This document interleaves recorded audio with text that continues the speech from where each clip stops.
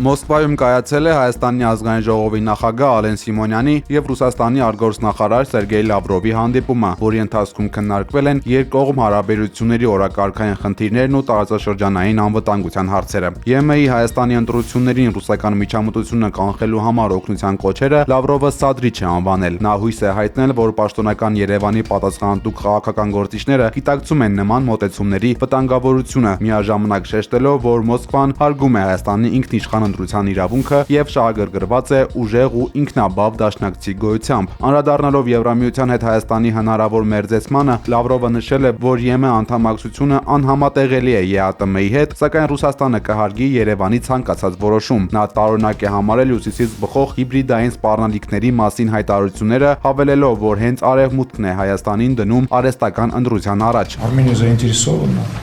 в связях с Россией, и другого понимания в Армении нет.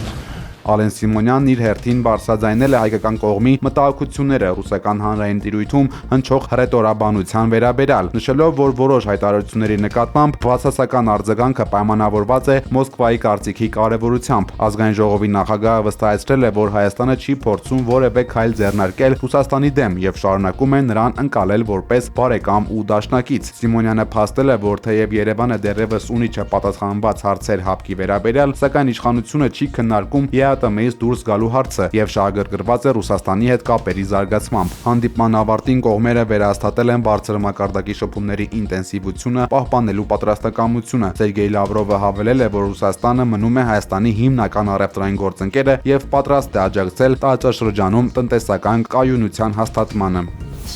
Мы неоднократно говорили, что в Армении